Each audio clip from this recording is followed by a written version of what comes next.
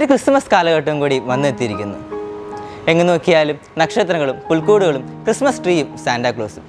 അതെ, കുട്ടികൾക്ക് ഏറ്റവും ഇഷ്ടപ്പെട്ട സാന്റാക്ലോസ്.